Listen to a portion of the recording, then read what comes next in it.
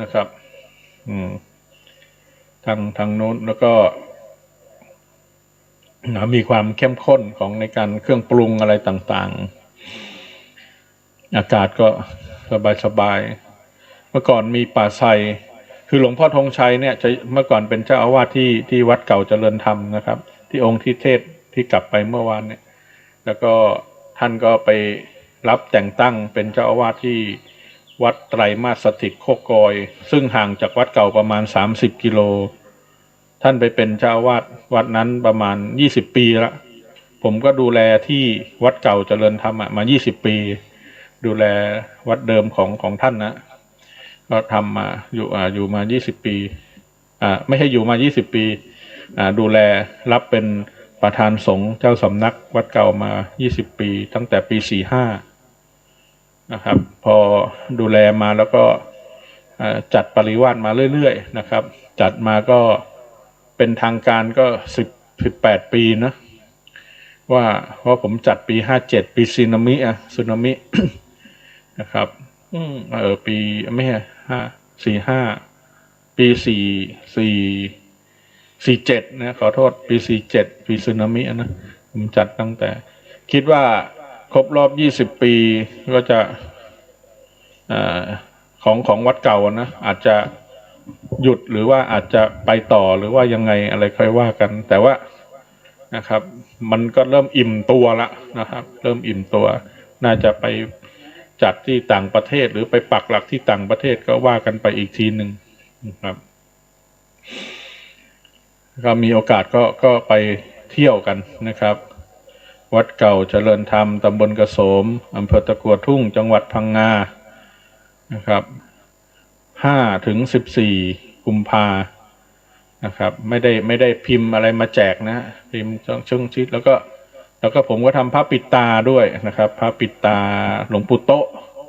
เพิ่งจะเสกไปเมื่อเดือนตุลาเกจิสายเขาอ้อเกจิสายนครสายปักใต้ นะครับ10 กว่ารูปนะครับ16 รูปจัดพุทธาภิเษกใหญ่เมื่อเดือนตุลาที่ผ่านมาพามาแจกเหมือนกันนะแต่น่าจะพออยู่มั้ง200 กว่ารูปพามาแจกเดี๋ยวถ้าใครไปที่วัดก็จะถวายตาจัมโบ้นะครับจัมโบ้จัมโบ้ของวัดเก่านะแต่ว่าทำตามตำราหลวงปู่โตะรุ่นแช่น้ำมนต์108 วัดปีที่ผ่านมาเนี่ยผมเดินทางไปเอาน้ำมนต์เนี่ย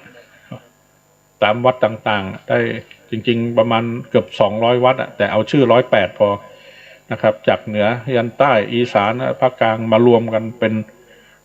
ถังน้ำมนต์ใหญ่ๆที่วัดเก่านะแล้วก็เอาพระที่ปั๊มแช่ไปในน้ำมนต์108 วัดนะแล้วก็นิมนต์ครูบาอาจารย์มาปลุกเสกเนี่ยเดี๋ยวว่าจะพรุ่งนี้จะถวายให้ลูกๆนะคนละองค์ไปที่วัดเก่าแจกเนื้อดินกากยายักษ์ฝังตะกรุดเงินนะครับแจกที่นู่นแต่ที่นี่จะแจกเนื้อเกสรแช่น้ำมนต์ไม่ฝังตะกรุดนะครับตั้งพามาเหมือนกันนะครับที่จะแจกให้ทุกรูปจะได้พิมพ์ไหนก็แล้วแต่นะบางทีปนกันมานะครับผมเมื่อก่อนเคยอยู่วัดประดู่นะวัดประดู่ฉิมพีหลวงปู่โตะอาจารย์สิริชัยองค์ที่คุมเครื่องนี่ก็เคยอยู่ด้วยกันอาจารย์สมัยก่อนอาจารย์โสรสนะตอนนี้เป็นเจ้าวาดอยู่ที่วัดทุ่งเว้านะที่มุกดาหารนะครับก็เลยได้สืบทอดเรื่องการแช่น้ำมนต์มานะครับได้รู้วิธีแช่น้ำมนต์แล้วก็คาถาหรืออะไรก็ทำมานะครับวันนี้ก็ทำให้เขาบูชาอยู่ที่วัดเก่าเจริญธรรมโยมก็มาบูชาหลวงพ่อทวดหลวงปู่ทวดแล้วก็พระปิดตาอะไรขอเล่าค่าเวลาเนาะเท่าไหร่อย่างอีก10 นาทีนะไหนเล่าแล้วก็เล่าไปครับผมมีกิจกรรมที่วัดก็เยอะนะตอนที่ก่อนที่ผมจะมาเนี่ยวันที่4 ธันวาคมผมก็จัดงานวิ่งไนท์รันเป็นพระไม่รู้ อาจจะไม่ในประเทศนี้มีไม่กี่รูปก็ได้ที่จัดรายการวิ่งเพราะผมคนหนึ่งนะครับ วิ่งไนท์รันคิดถึงดวงใจของแผ่นดินนะครับเขาคิดถึงในหลวงรัชกาลที่9เนาะวิ่งเทิดพระเกียรติรำลึกถึงพระมหากรุณาธิคุณนะครับที่ผ่านมาคนมาวิ่งประมาณ1,000 กว่าคนจัดตอนทุ่มหนึ่งที่เล่าให้ฟังเนี่ยเผื่อจะได้มีแนวคิดนะหลวงพ่อหลวงพี่เผื่ออาจจะไปกลับไปทำกิจกรรมพระหนุ่มๆเราเนี่ยบางทีไฟแรงนะแต่ไม่มีเวทีได้จัดไม่มีโอกาสได้จัดผมจัดชื่อรายการว่าคิดถึงดวงใจของแผ่นดินไนท์รันนะครับไนท์รันคิดถึงดวงใจของแผ่นดินเดินวิ่งกินกาแฟแลหนังเดินวิ่งกินกาแฟแลหนังเดินวิ่งคือก็ที่เขาทั่วๆไปเดินวิ่งนะจัดประมาณ5 กิโลระยะนะระยะประมาณ5 กิโลก็วิ่งในตลาดนะในที่หมู่บ้านที่ผมอยู่นะครับเดินวิ่งกินกาแฟคือวิ่งกลับมาแล้วก็มีกินกาแฟแลหนังคือดูหนังกลางแปลงมีหนังกลางแปลงฉายให้ดูนะครับย้อนยุคฉายเรื่องแม่นาคพี่มากไม่พี่มากแต่มันก็เชื่อมโยงแล้วก็คนก็โอเคก็ฟรีนะครับผมจัดเนี่ยให้เขามาวิ่งฟรีไม่คิดค่าอะไรเลยนะครับเพราะผมคิดว่าได้ตอบแทนเขาได้ตอบแทนชุมชนเนาะจริงๆใช้งบหลายหมื่นนะก็มีค่าบิบคือหมายเลขที่เราเห็นที่เขาเขียนที่ติดหน้าอกเขาเรียกบิบนะนี่เป็นความรู้นะเขาเรียกบิบหมายเลขนะตัวหมายเลขเรียกบิบนะแล้วก็อันนั้นใบละ10 บาทนะลงทุนนะ1,000 ใบก็10,000 บาทแล้วในค่าบิบไหนค่าป้ายไวนิ้วค่าใช้จ่ายผมออกหมดเลยครับจัดเพื่อให้กับชุมชนเพื่อให้กับชาวบ้านถามว่าจัดแล้วได้อะไรผมก็ไม่คิดว่าได้อะไรหรอกนะผมคิดว่าให้เขามาร่วมกิจกรรมเขามีความสุขโยมที่เขาใส่บาตรให้ผมได้กินมาที่นู่น20 กว่าปีเขาก็ไม่เห็นได้อะไรจากผมเลยเขาก็ไม่คิดว่าเขาใส่บาตรเขาได้อะไรเลยผมก็ไม่คิดว่าผมทำแล้วได้แล้วผมทำแล้วผมมีความสุขก็พอนั่นนะทำกลับคืนให้กับชุมชนและปกติงานวิ่งมันจะมีค่าสมัครเนาะบางทีค่าสมัครเนี่ยมันเป็นอุปสรรคสำหรับบางคนเหมือนกัน200-300ได้เสื้อตัวหนึ่งได้บิบแล้วก็อาจจะได้เหรียญถ้าวิ่งเข้าเส้นชัย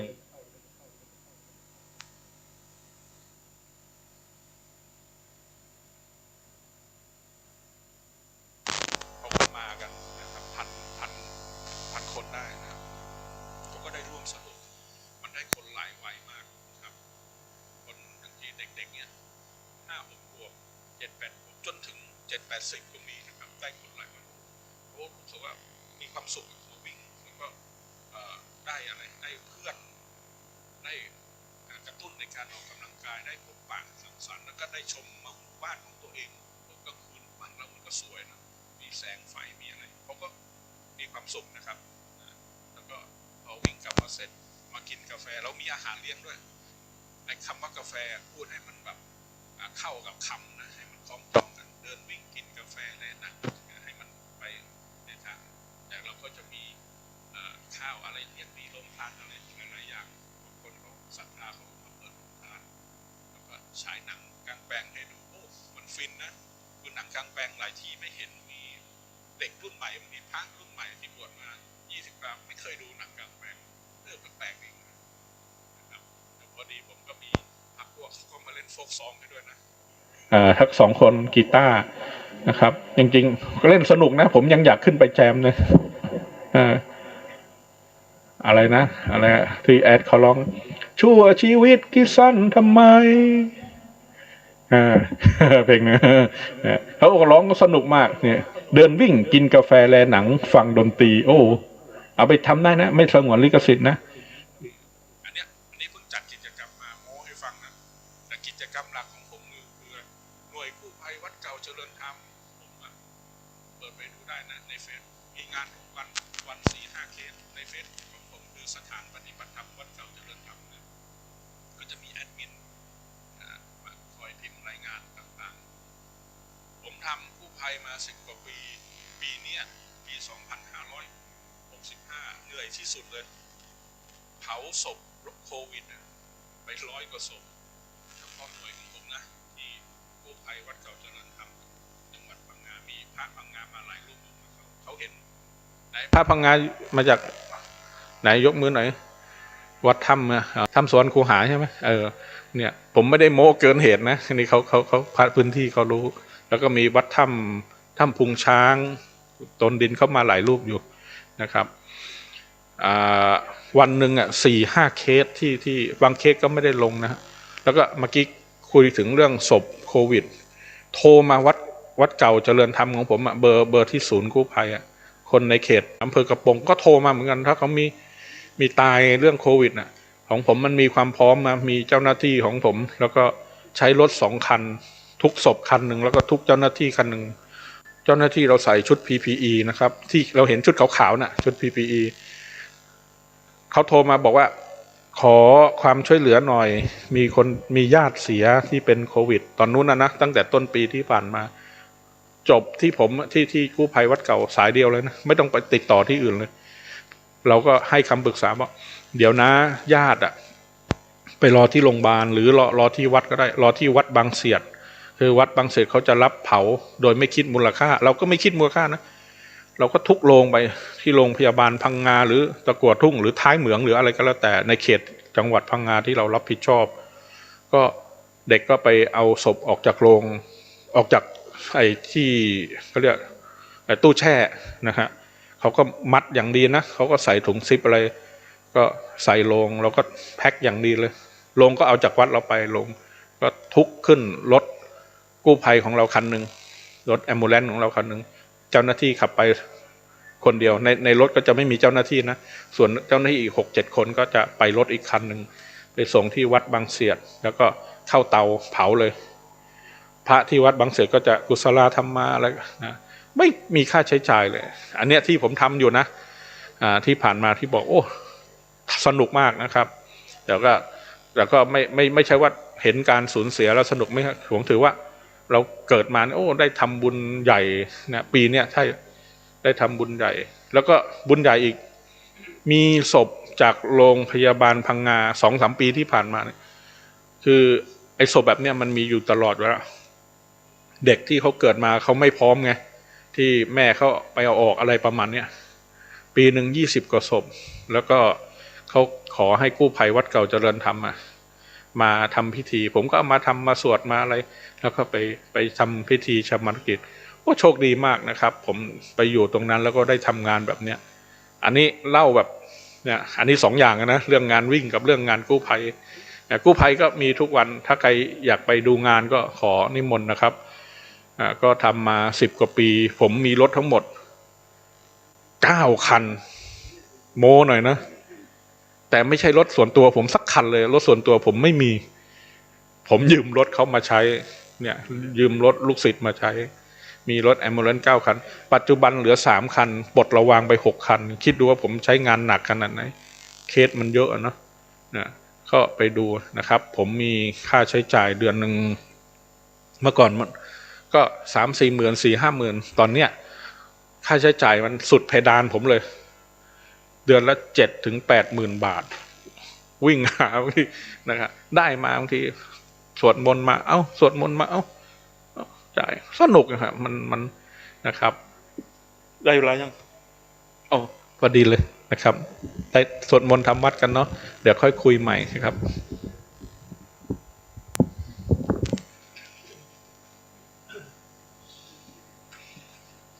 จุดจุด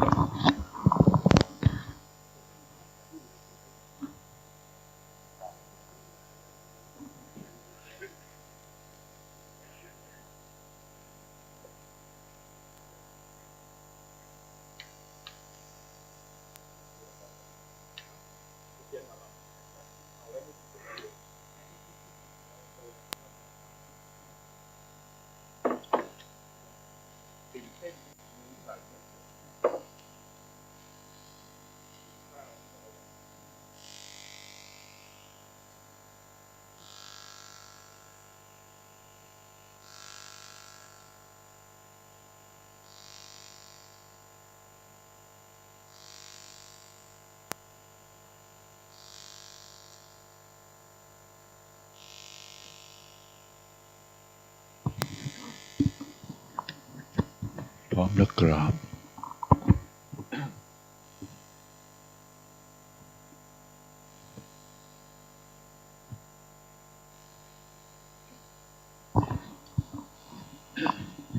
โยโสภะคะวะอะระหังสัมมาสัมพุทโธอะวะหะโตเยนะภะคะวะตาธัมโมสุปฏิปันโนยัสสะภะคะวะโต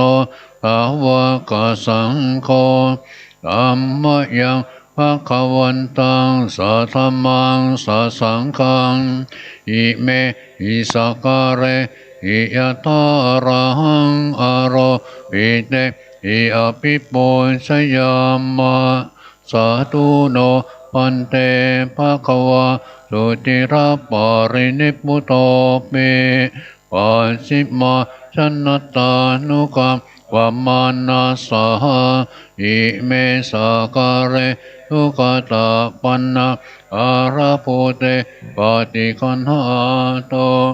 อะมหะอังติคาระอังหิตายาสุขายาอะระหะสัมมาสัมพุทโธภะคะวะพุทธะภะคะวันตาอภิวาเทมิสวากขาโตภะคะวะตาธัมโม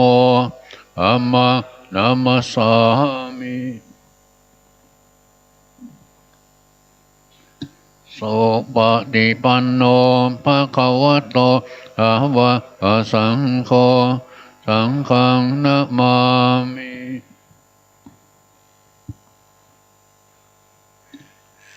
ธัมมังพุทธัสสะภะคะวะโตปุปภาคณมการันเทวะพุทธานุสตินยันตกะโรมาเสยนะโมตัสสะภะคะวะโตอะระหะโตสัมมาสัมพุทธัสสะนะโมตัสสะภะคะวะโตอะระหะโตสัมมาสัมพุทธัสสะนะโมตัสสะภะคะวะโตอะระหะโตสัมมาสัมพุทธัสสะตังโคปันนะภะคะวะตังเอวังปัลลยาโนกิตติสัตโตอะปุคาโตอิติปิโสภะคะวะอะระหังสัมมาสัมพุทโธวิชาจารณะสัพพันโนสุขโตโลกวิโทอนุตตโรปุริสธรรมะอาหารติสัทธาเอวมนุอาหานะพุทโธภะคะวะเตธัมมังพุทธาภิกขิติงกะโรมาเสยพุทธวะละหันละวรัตตาภิกขุนาภิยุตโตพุทธาหิยานะการุณาหิสัมมาคัตโตโอเตสิโยสุชนะตาปะมะรังบสุโรวันตมหาตมรณะติราสาสิเนนทังพุทโธโยตัปมะปะนินังสารนังเทวามุตตะมังปะธัมมานุสติตานังวันทามิตาติเรนะหังพุทธาสหันจะมิทาโสพุทโธเมสาวิกิสโรพุทโธทุกขัสสะตาตาจาวิตาตาจาหิตาสเมพุทธาอังนิยาเทมิสาริรันอิวิทันจิตังวันตะโตหังจาริสามิพุทธาเทวสุโพธิตังนาติเมกรณังอัญญังพุทโธเมสารนังวรังเอเตนะสะยาวัชเชนะวัฏไทยสาธุสาสเนพุทธังเมวะธรรมานเนนะยะปุญญังปัสสุตังอิตา อาเอปิอันตรายาเมมเหสุอาสเตสสะกายเยนวาจายวเจตสาวาพุทเทกุกัมมังปะกตังมยายังพุทโธปฏิคันหาตุอาเทยันตังอรันตเรสังบริตุงวะพุทเทธรรมยังธรรมานุสตินยังกาโรมาเสยอาวะหะโตภะคะวะตาธัมโมทันติติโตอากาลิโกเอหิปัสสิโกโอปัญญิโกปัจจตังเวทิตาโพวิญโยหิติธรรมยังธรรมาภิกิติงกาโรมาเสยอาวะหะตาอิกุณโยภวเสนะไสยโยโยมะปะปะปาริยติวิโมกขเปโทอัมโมกุโลอัปปตนาตาตาตาริธาริวันตามหะมหารา วรธรรมเมตังอัมโมโยอะปะปะนิดังสารณะเอวามุตตมังทุติยานุสติทานังวะอามิตังสิเรนังอัมมาสหันจะวิตาโสวะธัมโมทหวิกิสารโรอัมโมทุกขันสัตตาตาจะวิตาอาหิตาสเมอัมมาอังนิยาเทมิสาริรันติวิทันติทังวันตาโตหังจาริสามิตัมมาเสวะสุตัมมตังนาติเมกะระนังอัญญาอัมโมเมสารนังวรังเอเตนะสะจวัตเตนะวะทายาตุสหัสเนอัมมะเมวะอะมะเนนะยะบุญยังปัสสุตังอิทาอะเปปิอันตรายาเมมะเหสุอาสเตสสะกายเยนะวาจายวเจตสาวาธัมเมกุกัมมังปะกตังมยายัง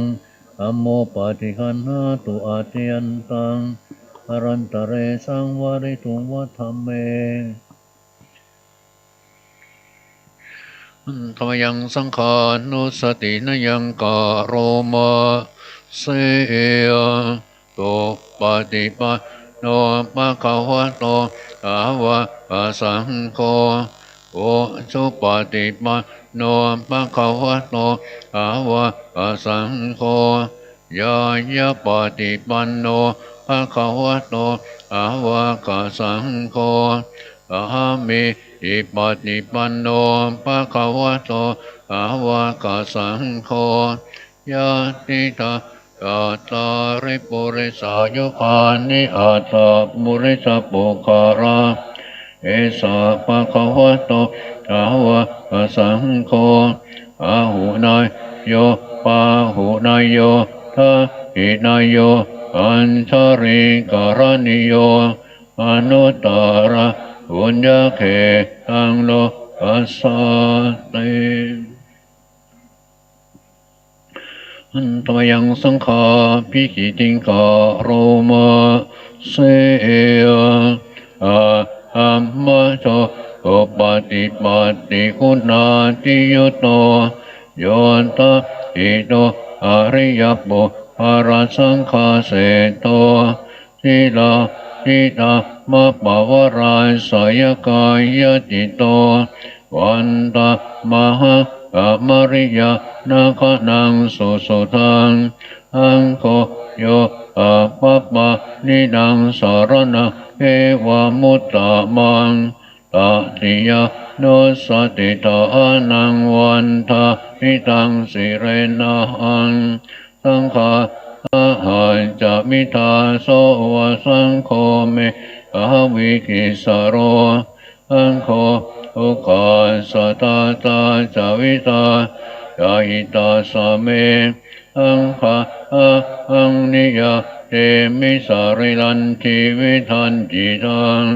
วันตะโตหังจาริสามิสังฆาโอปฏิปันนตังนาติเมสารนังอัญญังสังโฆสารนังวรังเอเตนะสาจวัชเชนะวัตตายะอาตุสาสเนสังฆเมวะมาเนนะยะบุญยังปัสสุตังอิทาอาเปปิอันอารายะเมมะเหโสตาสะเทสะสะกายเนวาจายาวเจตสาวา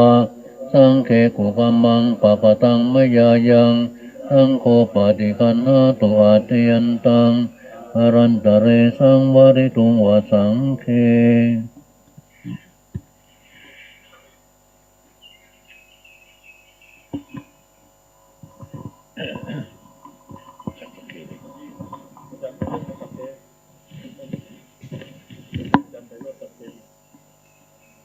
แปลใช่ไหมแปลดิต้องโชว์อีกแล้วตะปูอะไรนะอะไรครับตะปูอะไรนะสีโลเข็มตะปู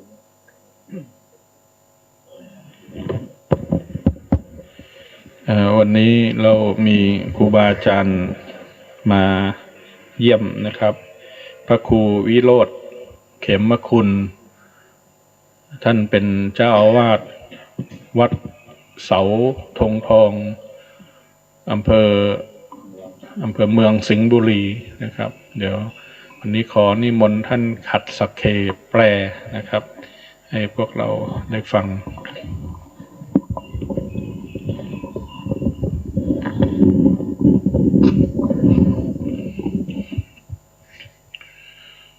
ปริตวานเมตังสเมตาพัทันตา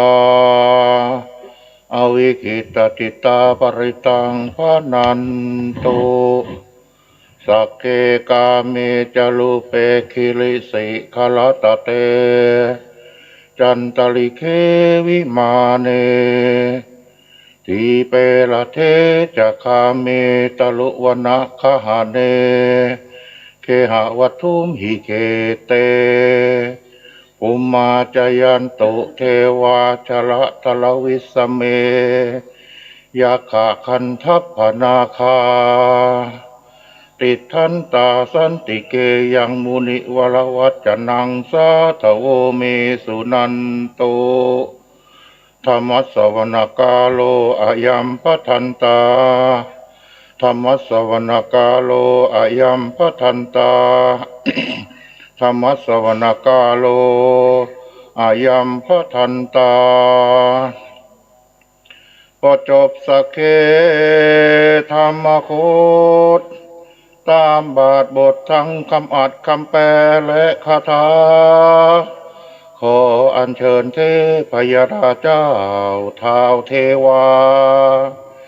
จงเสด็จลงมาจากสวรรค์ชั้นวิมานบนทั้ง16ห้องช่องบนชั้นฟ้า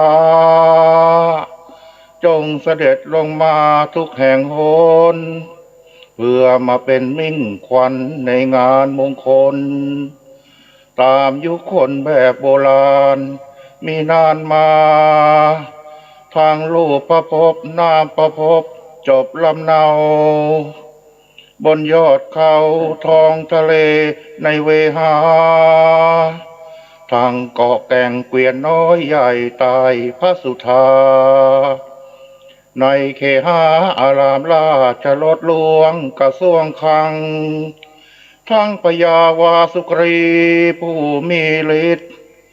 ตั้งแต่ทิศบูรพามาอีสานขออัญเชิญพ่อปู่ฤาษีผู้มีฌานจนดลบันดาลมาช่วยด้วยเถิดนาข้านั้นเทพยราชาเมื่อได้ยินเขาอัญเชิญที่อยู่ตามลำเนาเขาเคินเนินภูผาพางค่อยเสด็จลงและตรงมาสู่พับพาในพิธีเนื่องในวันนี้จะมีการเจริญพระพุทธมนต์ ล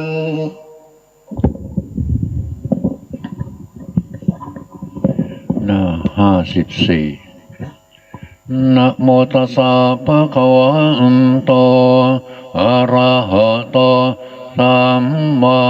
สัมพุทธัสสะนะโมตัสสะภะคะวะโตอะระหะโตสัมมาสัมพุทธัสสะนะโมตัสสะภะคะวะโตอะระหะโตสัมมาสัมพุทธัสสะพุทธังสรณังคัจฉามิธัมมังสรณังคัจฉามิสังฆังสรณังคัจฉามิทุติยมปิพุทธังสรณังคัจฉามิทุติยมปิธัมมังสรณังคัจฉามิทุติยมปิสังฆังสรณังคัจฉามิตติยมปิพุทธังสรณังคัจฉามิตติยมปิธัมมังสรณังคัจฉามิตติยมปิสังฆังสรณังคัจฉามิสัมพุทเทอัตตวิสันจัตวะอาสะอาสะอาสะเกปัญจสัตตสหะนินัมมามิสิราสหะเอตาอามาอาสะอาตะเรนะนะมามิหังนะมะกะลานุปะเวนะหันตวาสัพเพอุปัฏฐเวระเนอันอาระยะปิวินาสันตุอาเสสะโตสัมโพเตปัญจปัญญาสันตตตุเวสติสหะเกอาสัตตะสหะนินัมมามิสิราสหะเวตังตามันจะสะปัญจอะเรนะนะมามิอังนัมมะกะลานุปะเวนะหันตวาสัพเพอุปัฏฐเวอะเนอันดารายะปิวินาสันตุอาเสสะโตสัพโพเตนะโวตระสะเตอันตจัตตาเรสะสะอะเกเวสติสัตตสหะนินัมมามิสิราสหะเอตังตาอันจสะอาทะเรนะนะมามิหังนะมะกะลานุปะเวนะอวาสะเปอุปัฏฐเวระเนอันตรายาปิวินาหันตุอาเสอะโตนะโมอะระหะโตสัมมาสัมพุทธัสสะมเหสิโนนะโมอุตตมัสสัมมาสัสสะวะคะหะตะเสวะเตนิทานะโมมหาสังฆะปิวิโสทาสิลาทิติโนนะโมโรมาตายะรันตาสารตนาตายาสัตตาทุกังนะโมตัสสะตัสสะวะโตตายะอะปินะโมการะปะปะเวนะวิคาทันโตอุปัฏฐวานะโมปะลานุปะเวนะสุวัตติโหตุสัพพะทานะโมปะระหะเตเอนะวิติมิโหมิเตชะวะ57พหูเทวามนุสาจามะภาระนิอาจินตายุอากาปมานาโสตหะนะโรหิมังคารมุตมังอาเสวนาจะปาลาบันทิตานันจะเสวนาอุจาจะปุชนิยานะเอตามังคารมุตมังปฏิรูปเทสวะโสจะปุจักตบุญญาตาอันตสัมมาปณิติตาเอตา มังปรมุตตมังปาหุสัจจันตสิปัญจวินะ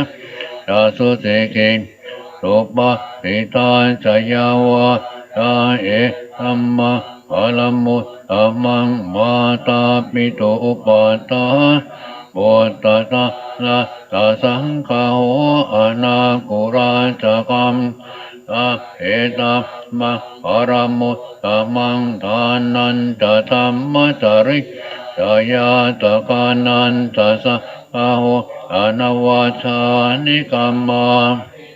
ธัมมะปรมุตตมังอาราติเวรติปัปปะมัสสะมะนะสัญญโมอัปปะมะธัมเมสุเอธัมมะปรมุตตมังคาระโอจานิจักตัญญูตาภาเลนะธัมมาสาวนะเอตามังคาลมุตตมังขันติจะโสวะจะสัตธัมมนะอันตตาสนะภาเลนะธัมมาสากาจาอัมมะปาลมุตตมังตัปโมจะพระมะจัตตาอริยสัจญาณตาอนังเนปานาสัจจิกิริง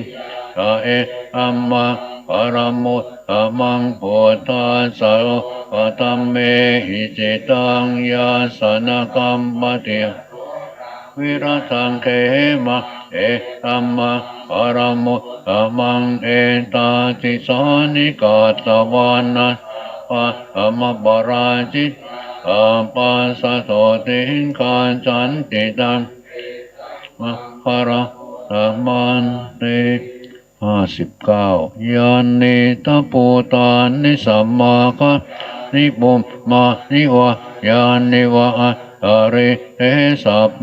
วะปุตาสมะภวันตุอโตปิตากาสสุนันตุสิตาตาสมาหิปูตานิสายะตาเอเมตังกโร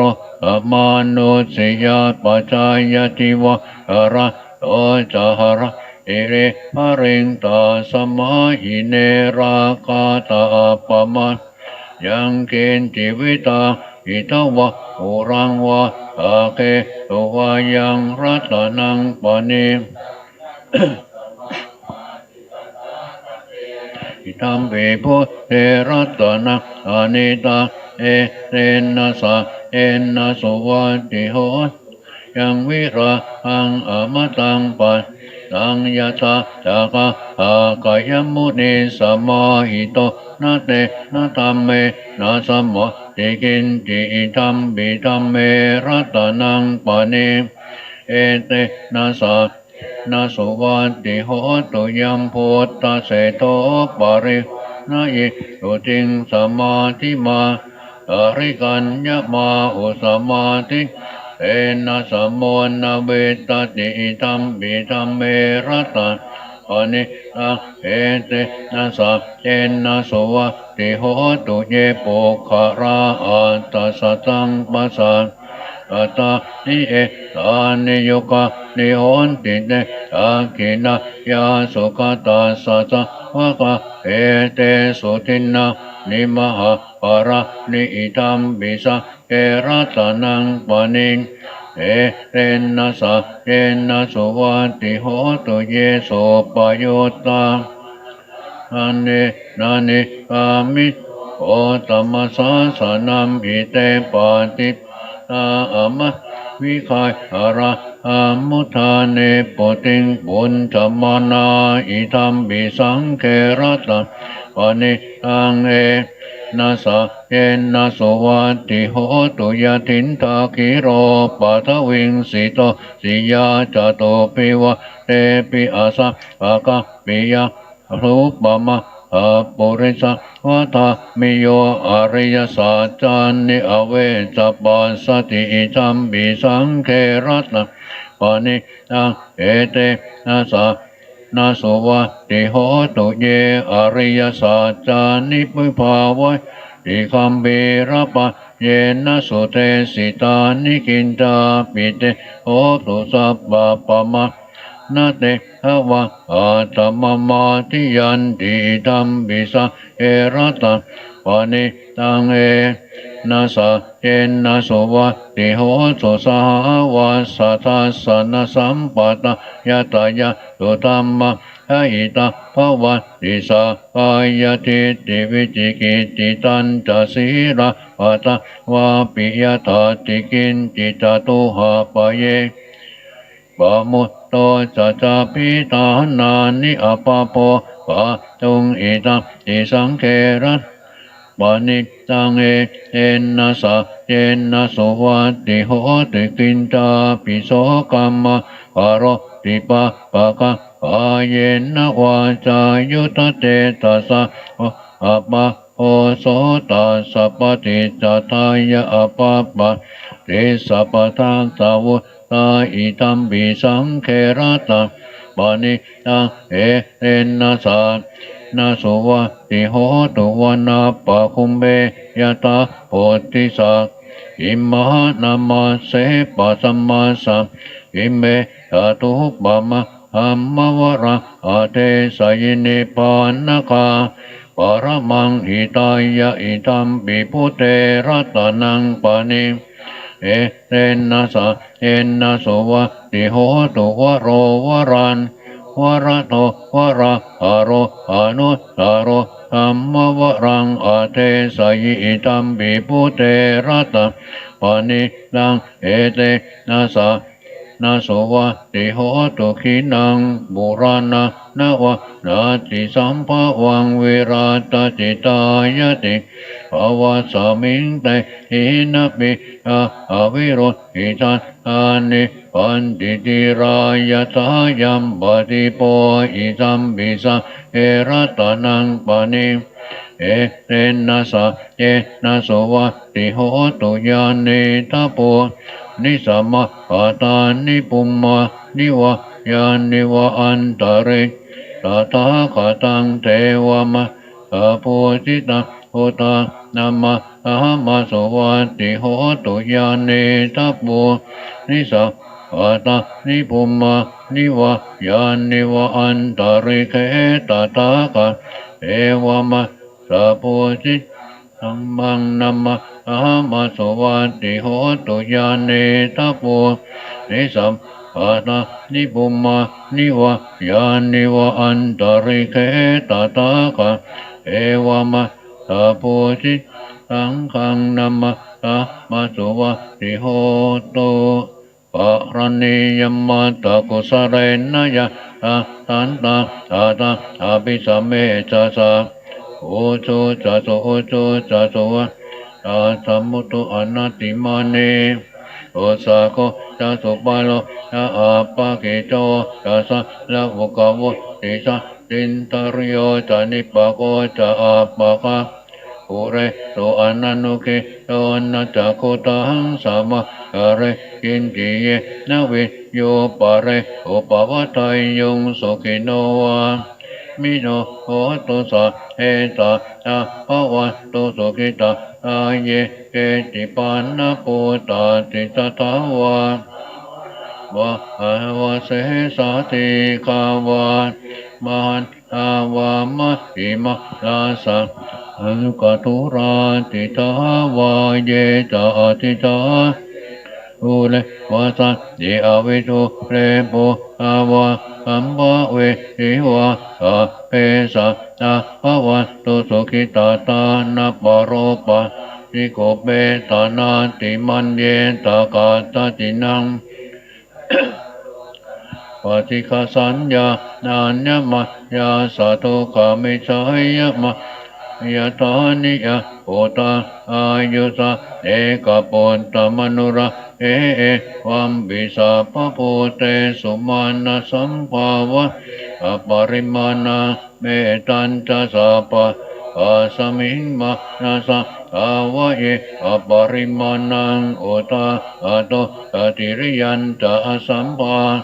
อาเวลาอาสัพพะอาทิทันตรังนิสิงวาสยโนวายาวตาสาวิคตามิโตเออ อาติอาติตายะปัมมะเมวิหารอิตมาอุติสินตาอนุปคัมมะอาสเนนะสัมปันโนปะเมโชวินะยะเกนะอิโตกะปัสสัยโบนะเรเตเต65วิรูปะเขหิเมเมตังเมตังเอราปะเตหิเมสัพพยาโปเตหิเมเมตังเมตังกันนะโคตมะเอหิจาอปาทะเกหิเมเมตังเมตังทิปะทะเกหิเมจตุปะเตหิเมเมตังเมตังปะอุปะอิเมมามาอาปะทะโกหิงสิมามังหิงสิทิปาทะโกมาจตุปะหิงสิมามังหิงสิปะอุปะอาเปสัตตะอาเปมานะอาเปปุตตะจะเกวระอาเปปัตตรันนิปัสสันตุมากินจิปะปะอัปปมโนพุทโธอัปปมโนตัมโมอัปปมโนสังปะมะนานิสิเรงสาปานิอาหิเวสิกาสัตมะพิสารภูโมสิกาชาตาเมราคากาตาเมปะเรอาปะเตกามันตุปุตานิโสหังนะโมภะคะวะนันนะธัมมาสัมพุทธานัง66อเปตยันตากุมาเออะระหะอะริสาวะปัทเวปะปะโสตังตังนัมมะมิอะริสาวันนังปัทมิปะปะอังตยันตะกุตาวิหารมุราติปัมมะนะเวทะกุสาปะทะเมเตเมนะเอสมะปารายะโยนามันตุพุทธานะมันตุโพธินะโมวิมุตตานะโมวิมุตติยาอิมังโสปะเรปัตตวะโมวะสัมมะกะทายิเตอติโรเกสิราคุโนสัจจังโสยานุทัยเอนะสะเจนะกะอามิสะยะกิริยามนุตตะอาวาจิตาอัมมะปะรังสังสาวะปุปะสัจจะปรมวาสายาสัจจะกิริยามะสันติปะอะปะตานาสันติปะตาอะตานะอาตาปิตาจนิขันอาตาเวนตาปะเตกามัสสะอาสาปะเตมัยมหาปะจริโตสิกิวะเอสิโสรสกะริสานิโอปัตตยะตาสิกิตาเจนะเอธัมโมนาติเอตาจะปารเมเต71วิปัสสิสนามาตุตาคุมะอาสาสิริมสิกิสัพพินามาตุสัพพะพุนุกาปิโนเวสะพุสนะตุนาตะกะตะตะปัสสินามาตุกะกุขันธาสมาราเสปะมะทิโนโอนาปะมะนะตะนามาตุปัมมะนาสาวุสีมะอาสัพมังตุเวปะโมตตาสะสะปะติหังทัสสะสะนะมาตุสากายโปตาสะสิริอิมะธัมมะมะเตเสสิสัพพทุกขาปะโนตะนังเยอุตะโลเกยะตาปุวิปัสสิสุงเตชะอภิสุนามะอาวิอาสารทาหิตังเทวมะสานะยังนัมมะทันติโคตมะเวชาจารณะสัพปันนังมะอังเวอาสารทังเวราจารณะสัมปันนังโคตังอันตินะโมเมสัพพพุทธานังอุปันนามเหสินะตันนะกโรมหาวีเมตังกโรมหายโสหารณะกโรโลกัยโตจิปังกโรชุตินทโรโสตโยชนะปะโหมังกโรปุริสะโพสุมาโสมโนติโรเทวโตรติวัตโนโสปิธนุตโมปทุมโมโลภะบาโช นารโทวรสารติปตุมุตตารุอัตตสารุตุเมโตอาปติปุคะตุจาโตสัพพโลภะโคปิยตาทินราสัพโพอัตตสาปาลุนิโกธัมมตาติตโมนุโตสิตาอาสมโมโลเอติโสตวรตังวะโพโสตวรโตปุโตวิปัสสิจาอนุปัสสิกิตาปะอิโตตาตาเวสัพพุตุกตายะโกกะกุสันตาตวะโอนะพมโนนรัญชาโหอาสัพโมหิริสะวันโนโอตัมอากายปุงคะโวเอเตตันเยสะสัมพุทธะอเนปัสสตะโกตโยอาเปพุทธะอาสัมมาสัมมาอาเปพุทธะมาอิติกะอาเปตาสัพปรูเปตาเวสาราเจอุปาคตาอาเปเตปฏิชานันสัพมันอานามุอามังสีหานานาตาเตเตปุริสาสุวิสารัตนาปัมมาจาอังปาวะเตนติโลเตอาปฏิวัติอุเปตาพุทธธรรมเมอิอัตตาราสยินายกะกาวะติงสระคานุเปสีตยานุปยัญชนะพยามาปะอภัยสุปปาสาเตมุนิกุณธราพุทธาสายุโนเอเตหิอินาสวาชินามหาปปามหาเตมหาปัญญามหาปรามมหากาลุนิกาอีลาตาเปสานังสุขติมานาทาปฏิตาจตานาเลนะจปานินะปฏิปานอุมะอาสาสะสารนาจหิเตสิโนสเทวกาสโลกาสสะเอเตปรายนะเตสาอังสิรสะปะเตวันอามิปุริสุตตะเมปัสสะสัมมานะเอวะวะอาเมเอตถาคเตสยานอาสเนตาอามเนตาปิสาปตาสัทธาสุงเกนาราอันตุพุทธาสันติกราตุวะเตหิตวะลากิโตสันโตมุตโตเอาเยนาจสัพพโรคาวินิมุตโตสัพพสันภาวะจิโตสัพพเวรมติกันเนปุตโตจตุวะภวเตสังสาเจนะสิเลนะคันติเมอาภเรนะจเตปิตุมอนุราอันตุอาพระเยนะสุเขนะจับบุรัติมัสสมิงทิสาปาอันติโพอามหิติกะเตปิตุเมอนุราอันตุอาพระเยนะสุเขนะจัปปัจจิมัสสมิงทิสาปาสันติเตวะมะหิติ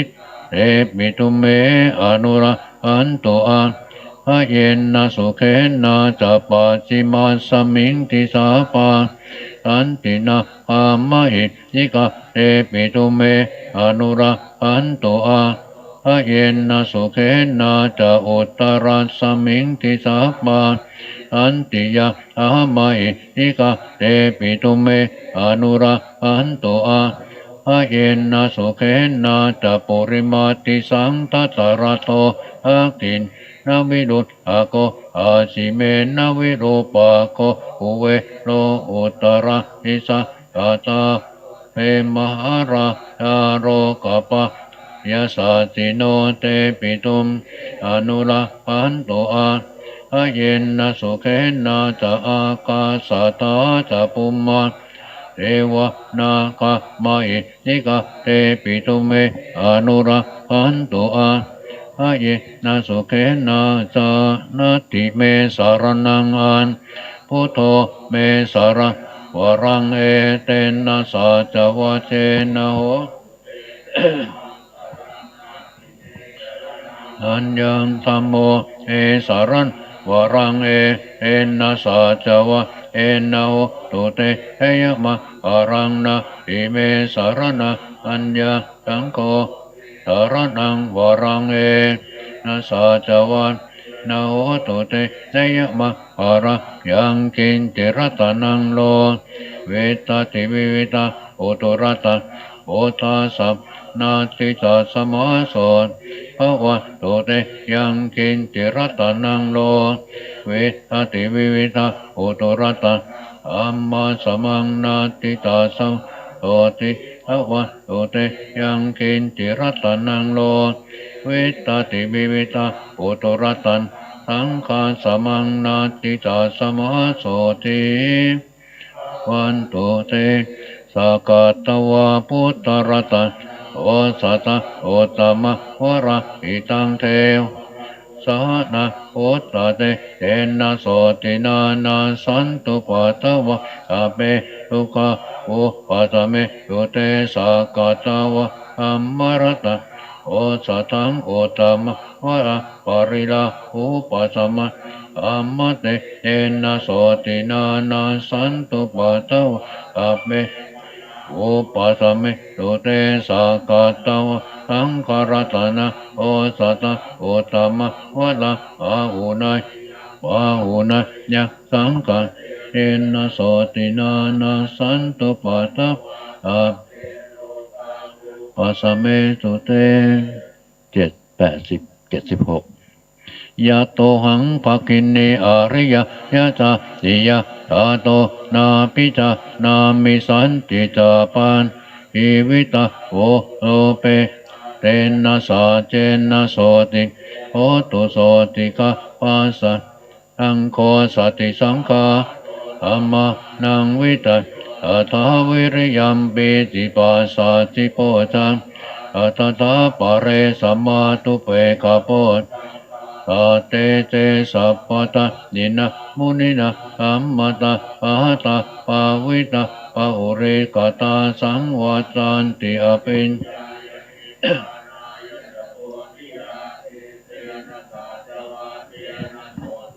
โอตุสัตตะเอกาสมิงสมัยนาโตโมคัลลานันจักะจัปะกิลาเนตุกิทิสวะโพจังสาสะเตสายิเตจัตอภินันติตวะโลกะมุติโยตะเนเอเตนะสาจาวะเอนะโสติโหตุสัพพตะเอกตาธัมมราชาปิเกรังนาปิจุนตะเตเรนะตะเยวะมะนาเปตวานาสาตะธัมโมติสวะกะอาบาธัมมาวุตาติเอเตนะสาจาวะเอนะโสติโหตุสัพพทาปะหินาเตจะอาบาอินนันนัมปิมะเอสินังมาอัตตกิเรสาวะปัตตานุปะปิตานาตาเอเตนะสาจาวเอนะโสติโหตุสัพพทายันตุนิมิตังอวมังคาระกายโยจามนะโมสกุณาสัสสะโตปะปะโลโสมิอากาอังพุทธานุปะเวนะวินาสเมนตุยันตุนิมิอวะปารัญจโยจามนะโมสกุณาสัสสะโตปะปะโลโสมิอากาอังธัมมานุปะนาวินาสเมนตุยันตุนิมิอวะปารัญจโยจามนะโมสกุณาสัสสะโตปะปะกะโตโสวินะอาคาตังสังฆานุปะนาวิสเมนตุนะโมเมพุทธเตสัสสะรัตนัสยตามิกาเตอปัสสิเตปัสสิเทวานารายะปารเมสุราสิทธิพมมะจาอินทาจตุโรกาคัมภีระอากาสมุทธาภูตุอังคายัสสะปะอาชายาปัสสิทธิภาวะตุเตชัยชัยโตรานิโตรานิโอตตินะตินะเอชัยชัยคะคนละตนละนิสัยนิรายสายเสนะเมนุราชปุตโนราชิชัยคัมภีระโสตินาเกนาคิปิสาจปุตตะปาลิชัยตุนนิมิตาโร เทชัยชัยสิงเคตุตานะโมคัสสะชัยชัยวโรนะโมคัสสะตาชัยชัยจัมปาทินะปะปุระกันโต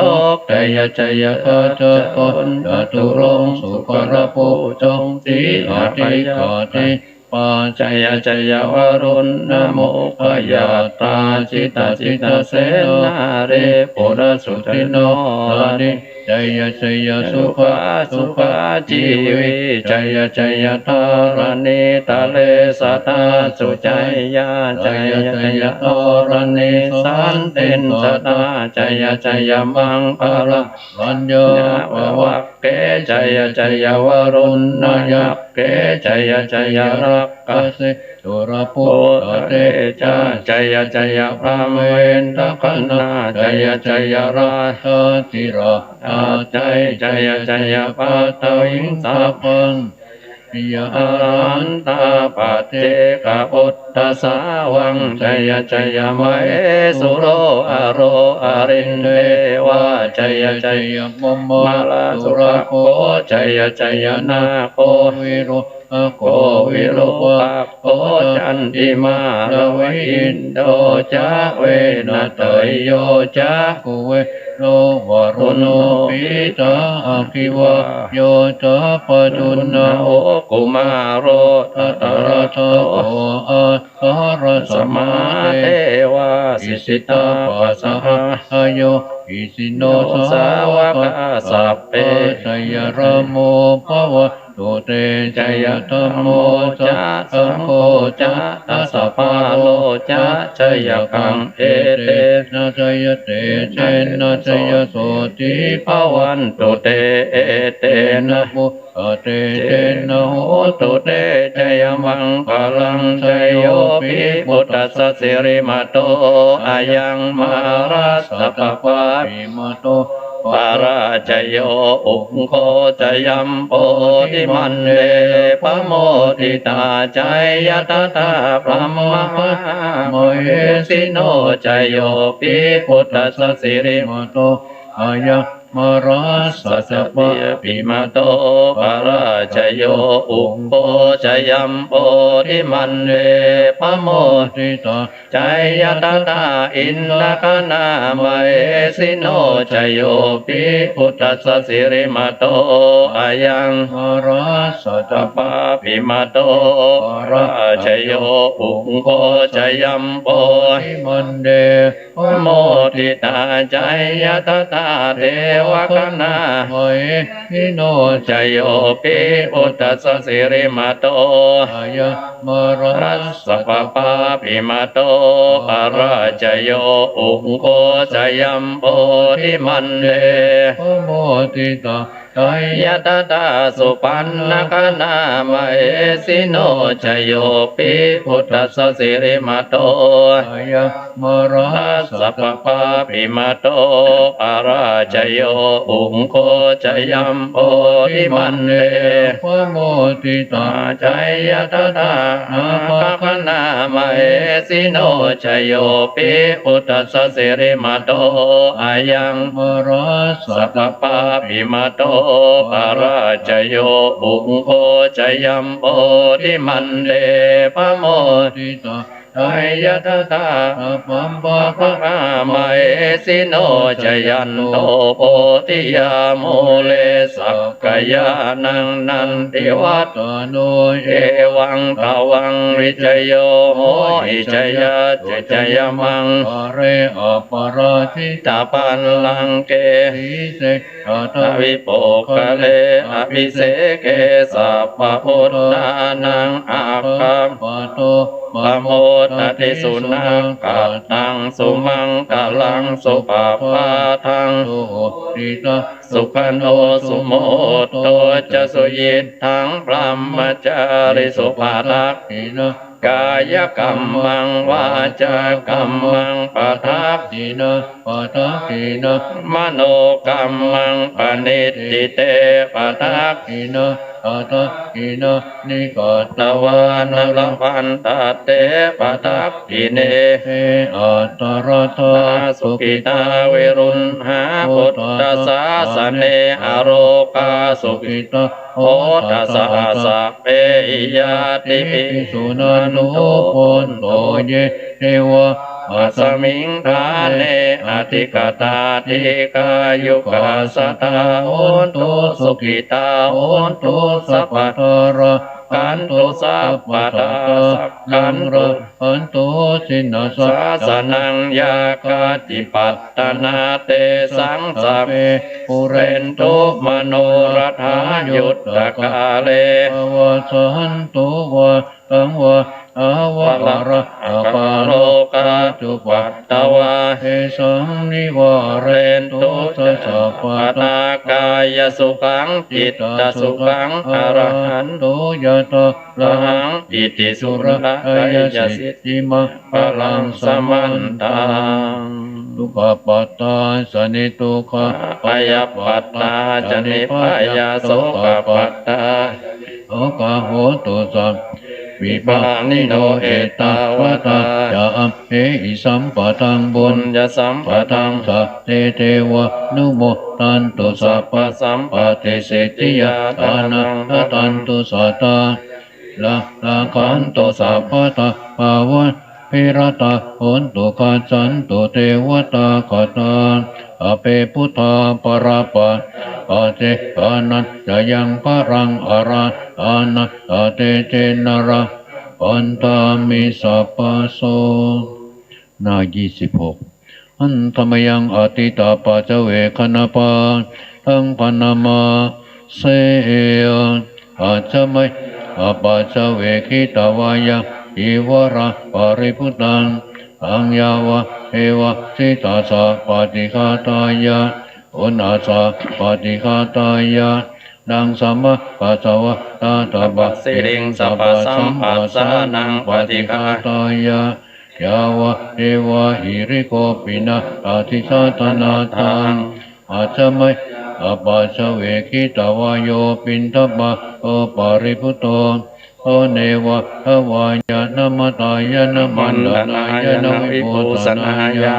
ยาวะเอวะอิมัสสกายสาธิติยาปนะยาวิหิงโสปรติยาพระมจาริยานุขายะอิติปุรานันจะเวทนาปฏิหังคามินวันจะเวทนังนาอุปาเทสามิยาตราจะเมภวิสติอนาวัตตาอภาสุวิหารโรจาติอาจจะไม่อปัจเจเวคิตาวายังเสนาสนังปริพุตังอังยาวะเอวะสิตาสะปฏิฆาตายะอุณาสะปฏิฆาตายะดังสัมมา กัสสาวาตาตปะสิริงสัพพสัมปัสสานัง ปฏิฆาตายะยาวะเอวะอุตุปะเรสยวิอนะปฏิสั สั น น นา ลาลาลามาตัง อาจมยะอ ปั ปั จ จ เจ เจ เว เว คิตาวาย คิรานะบะ จยะเบจัจจปริ หาโรปาริพุโตโอยาวะเอวะ วะอุปันนานังวายาปาติกานัง เวหนานะปฏิฆาตายะอาปยะปัจจอารมตายาติอันธรรมยังปุติสนาทิตานาคาอาโยปานามาเสย อิมินาปุญญกรรมเมนะอุปัจจยาคุณุตตรา อาจาริโยปะกา การ ระ จะมาตาปิตาจยาตกา ปิยามะมะตุริโยตันติมาราชาคุณาวันตานราปิจาอัมมะมะตาจาอินตาจตุโรกบาราชาเทวตาย ะโมมิตามนุสสาจะมัจจตาเวริกาปิจา อภิอัตตาสุขิโห โหนตุปุญญานิปกตานิเม สุขังตติวิตาเป็นตุกิบั บั ง งปะเปตโวมะตัง อิมินาปุญญกรรม เมนะอิมินาอุติเสนะจะ อิปะหะสุระเบเอวะ ตันหุปาทานเจตนัง เยสันตาเนหินะธัมมายาวานิปานโตมะมัง นาสันตุสะอัตตาเยวายะสะจาโตภเวภเวอุชุติตั ทังสติปัญญาสันเลโกวิริยัม วินามาลาลาปัสตุโน อาสังกาตุนจะวิริเยสุเม พุทธาทิปาวโร โลนาโตธัมโมนาโตวรุตตโม นาโทปัจเจกพุทโธ จะสังโฆนาโตตโรมะมัง เอโสตมะนุภาเวนะมารุปัสสังระพันตุมาทัสสะปุญญานุภาเวนะมารุปัสสังระพันตุมาต่อไปนี้เราได้ฟังธรรมชั้นยอดของพระพุทธองค์สติปัฏฐานสูตรน้องพี่จะลุกไปไหนนะให้นั่งสมาธิหรือยืนก็ได้ผมได้นิมนต์ท่านอาจารย์ท่านพระครูไพโรจน์เขมคุณท่านอาจารย์ท่านจบด็อกเตอร์จากมหาจุฬาด้วยนะท่านได้ท่องคำของพุทธองค์โดยตรงมาคือมหาสติปัฏฐานกายมีอยู่16หมวด14ข้อเนาะลมหายใจหนึ่งอิริยาบถใหญ่หนึ่งอิริยาบถย่อยหนึ่งอาการ32หนึ่งธาตุ4หนึ่งและป่าช้า9จะได้นิมนต์ท่านอาจารย์สาธยายเรื่องป่าช้า9เราก็ได้เรียนมาแต่ฟังสูตรโดยตรงผมอายุเกือบจะ60นะหลวงพี่ผมเพิ่งได้ยินเสียงอาจารย์ก็เพราะด้วยตัวท่านอาจารย์ท่านใหญ่เนาะเสียงออกจากคอเปล่งออกมากังวานในวิมุตตายตนะท่านบอกว่าถ้าตั้งใจฟังได้บรรลุธรรมก็มีนะฟังธรรมหนึ่งแสดงธรรมหนึ่งฟังธรรมหนึ่งสาธยายธรรมหนึ่งแสดงธรรมหนึ่งตึกตองธรรมหนึ่งแล้วก็ภาวนาธรรมเป็นตัวสุดท้ายแต่ตัวที่หนึ่งเนี่ยตัวหลวงพี่ที่ออกไปข้างนอกรีบกลับมานะญาติโยมที่ฟังวิทยุ6 สถานีภาคเหนือก็ตั้งอกตั้งใจฟังนะท่านอาจารย์ท่านจะอาราธนาพระสูตรสติปัฏฐานสูตรโดยตรงที่พระองค์ตรัสว่าทางอันนี้เป็นทางอันเอกหลวงพี่นั่งสมาธิฟังนะเสียงท่านอาจารย์เข้าหูไปน้อมนึกตามนี่คือธรรมานุภาพของพระองค์ที่ท่านอาจารย์ท่านได้ร่ำได้เรียนมาจนถึงกับจบด็อกเตอร์จากมหาจุฬาท่านเชี่ยวชาญทำนานตรงนี้มากก็ท่านอาจารย์เท่ากับเป็นหนึ่งในทีมฟรีแลนซ์ของท่านอาจารย์วิระเหมือนกันไปเผยแผ่ในต่างประเทศหลายๆประเทศวันนี้เป็นโอกาสอันดีที่ท่านอาจารย์ท่านมาเยี่ยมป่าปริวาสแล้วบัดถ้าเยี่ยมนะผมนิมนต์ท่านโทรนิมนต์ท่านช่วยสาธยายป่าช้า9สติปัฏฐานกายขอนิมนต์ท่านอาจารย์ขึ้นธรรมาสเลยครับนิมนต์ข้างล่างเนาะนิมนต์ให้ลูกกรรมได้เห็นด้วยมนต์ครับก็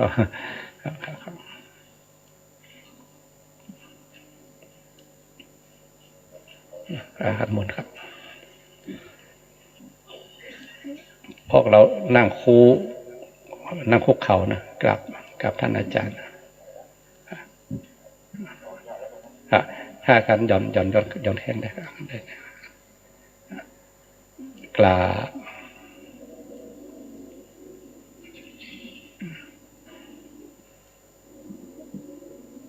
นั่งสมาธิฟังก็ได้ยืนฟังก็ได้หรือพนมมือก็ได้นี่เป็นพระสูตรโดยตรงทางอันเอกที่พระองค์ตรัสไว้ในสติปัฏฐานกายนะครับมนต์ท่านอาจารย์ท่านได้สาธยายสติปัฏฐานกายให้พระลูกกรรมได้ฟัง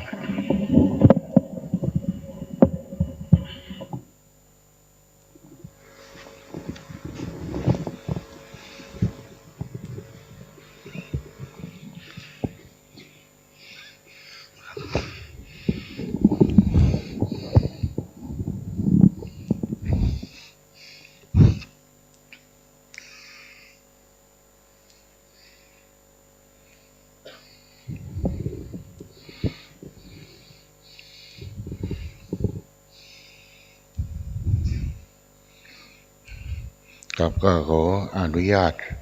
พระเถรานุเถระโดยมีหลวงพ่อพระครูสุเมธเป็นประธานก็ขออนุญาตนะครับสาธยายอาจจะเสียงวันนี้ไม่ค่อยดีนะเพราะว่านั่งรถมาก็ไม่ค่อยได้นอน รถมันสะเทือน แล้วก็กลางวันก็ได้หลับ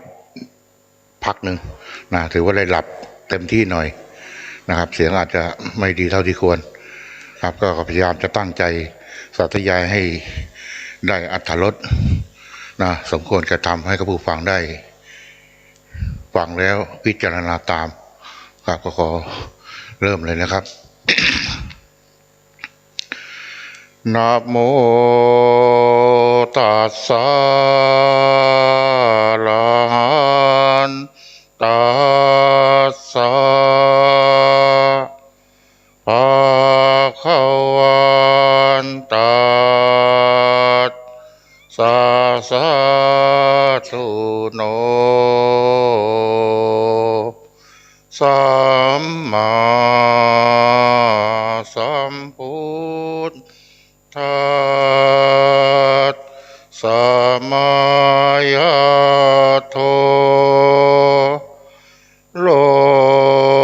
กาเชทัสสัตตา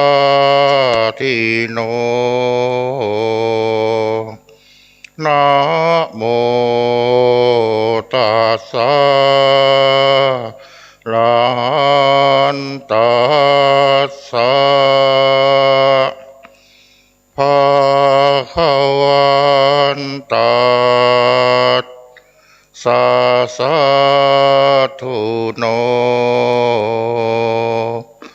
สัมมาสัมพุทธัสสะมายาโทโลกาเชทัสสัตตาทิโนนะโมตัสสะระหันตัสสะภะคะวันตัสสะสะธุโนสัมมาสัมพุทธัสสะมายาโทโลกาเชทัสสัตตาทิโนปุณาจาปลังภิกขเวดูกาลภิกษุทั้งหลายข้ออื่นยังมีอยู่อีกภิกขุเสยยถาปิเหมือนกับว่าภิกษุป่าเสยจะพึงเห็นสลีลางสลีลาศพสีวติกายาชาติตังที่เขาทิ้งไว้แล้วในป่าช้าเอกามาตังวาตายแล้ววันหนึ่งหรือทวีหามาตังวาหรือตายแล้ว2 วันตีหามาตังวาหรือตายแล้ว3 วันอุทุมาตะกังที่ขึ้นพองวินิลากังมีสีเขียวนาเกียรติวิปุภกาชาตังเป็นสรีละมีน้ำเหลืองลายนาเกียรติแล้วโส วเมวกายังอุปสังหารติ เธอก็น้อมเข้ามาสู่กายนี้นี่แหละว่าอายัมปิโคกายโยถึงร่างกายอันนี้เราเอวังธัมโมก็มีอย่างนี้เป็นธรรมดาเอวังภาวีคงเป็นอย่างนี้เอวังอนัตติโตไม่ล่วงความเป็นอย่างนี้ไปได้ปูนาจาปลังภิกขเวดูกาลภิกษุทั้งหลายข้ออื่นยังมีอยู่อีกภิกขุเสยยถาภิเหมือนกับว่าภิกษุป่าเสยจะพึงเห็นสาลีลางสาลีละศพสีวติกายชาติตังที่เขาทิ้งไว้แล้วในป่าช้ากาเกหิวาคัจฉมานังอันฝูงกาจิกกินอยู่บ้างคิดเชหิวาคัจฉมานังฝูงแรงจิกกินอยู่บ้างกุละเลหิวาคัจฉมานังฝูงนกตะกุมจิกกินอยู่บ้างสุวรรณเนหิวาคัจฉมานังหมูสุนัขกัดกินอยู่บ้างสิงคาเลหิวาคัจฉมานังหมูสุนัขจิงจอกกัดกินอยู่บ้างวิวิเทหิวาปานากชาเตหิคัจฉมานังหมูสัตว์ตัวเล็กๆต่างๆกัดกินอยู่บ้างโสอิวเมวกายังอุปสังหารติ เธอก็น้อมเข้ามาสู่กายนี้นี่แหละว่าอายัมปิโคกายโยถึงร่างกายอันนี้เราเอวังธัมโมก็มีอย่างนี้เป็นธรรมดาเอวังภาวีคงเป็นอย่างนี้เอวังอนัตติโตไม่ล่วงความเป็นอย่างนี้ไปได้ปูนาจาปลังภิกขเวดูกาลภิกษุทั้งหลายข้ออื่นยังมีอยู่อีกภิกขุเสยยถาภิเหมือนกับว่าภิกษุป่าเสยจะพึงเห็นสาลีลางสาลีละศพสีวติกายชาติตังที่เขาทิ้งไว้แล้วในป่าช้าอาทิสังคาริกังที่เป็นร่างกระดูก สมังสโลหิตังยังมีเนื้อและเลือดนาโลสัมพันธังยังมีเส้นเอ็นผูกลัดอยู่อาทิสังคาริกังที่เป็นร่างกระดูกนิมมังสโลหิตังมัคคิตังเปื้อนด้วยเลือดปราศจากเนื้อแล้วนาโลสัมพันธังยังมีเส้นเอ็นผูกลัดอยู่อาทิสังคาริกังที่เป็นร่างกระดูกอาปคัตตมังสโลหิตังปราศจากเนื้อและเลือดแล้วนาโลสัมพันธังยังมีเส้นเอ็นผูกลัดอยู่อาทิกานิที่เป็นท่อนกระดูกอัปคัตตนาโลสัมพันธานิ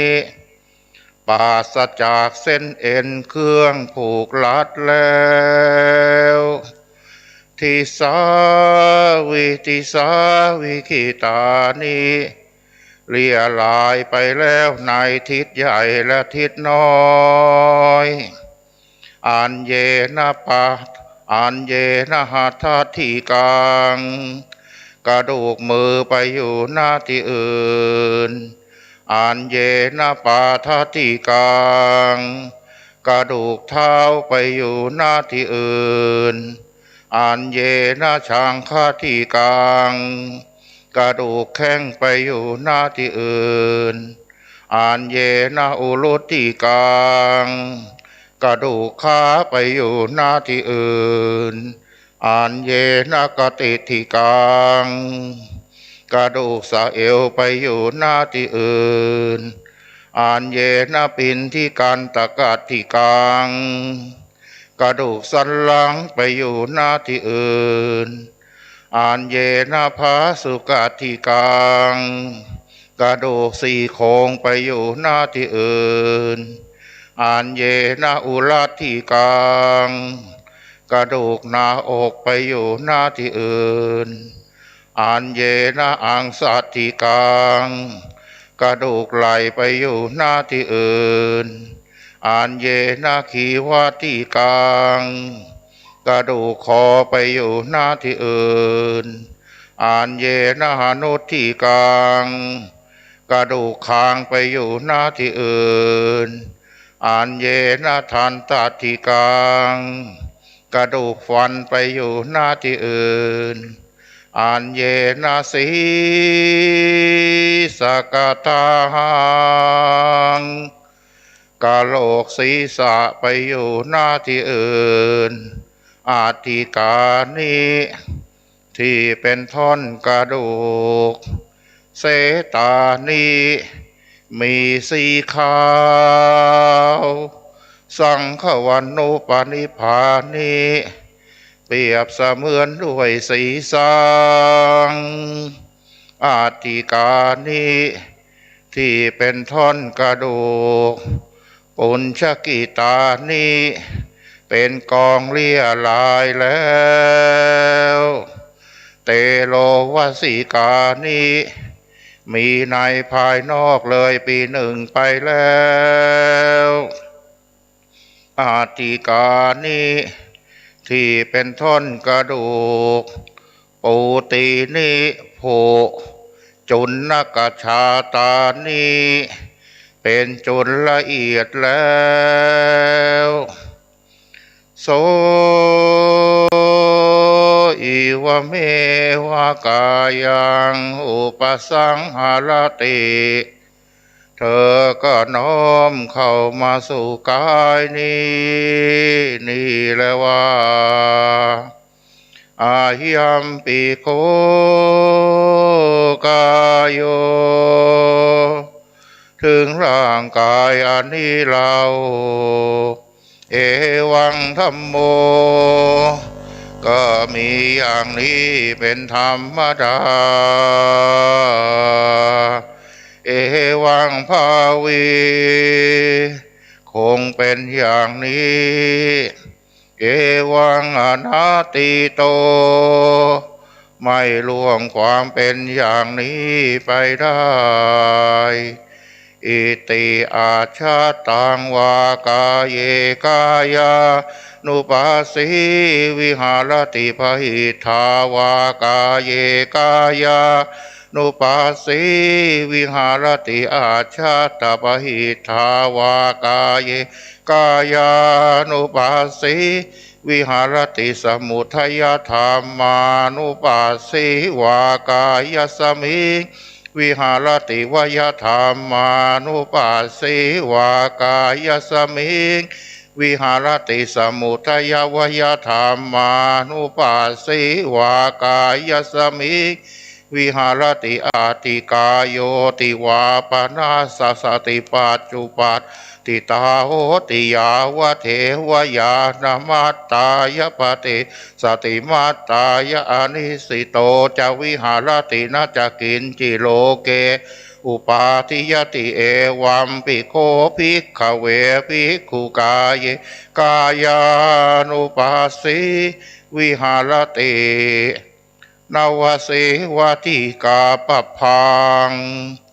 กายานุปัสสนาสติปัฏฐานัง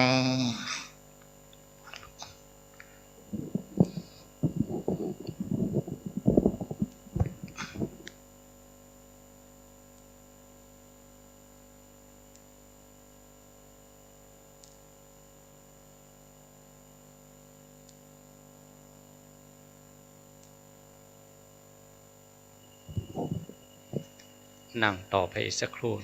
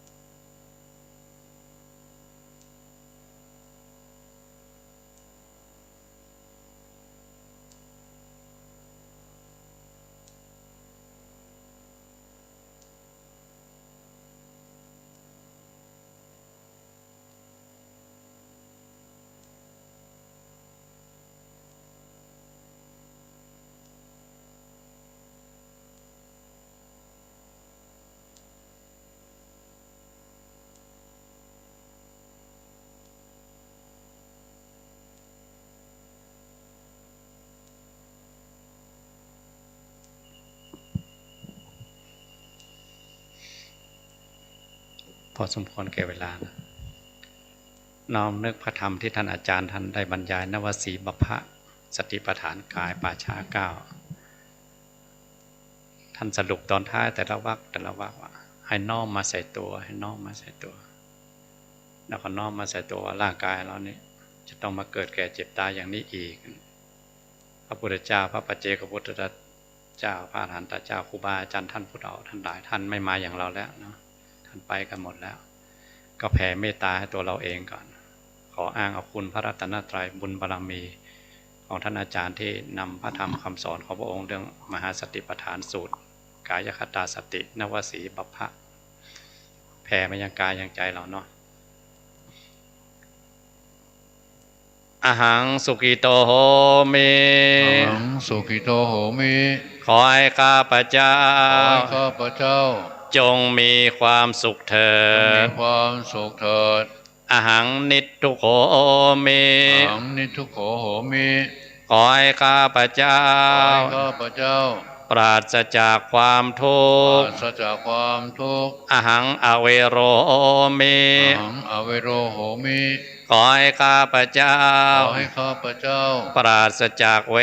ป ร ราศจากเวร ปราศจากภัย ปราศจากภัยอหังอัพพยา อหังอัพพยาปัจโชมิ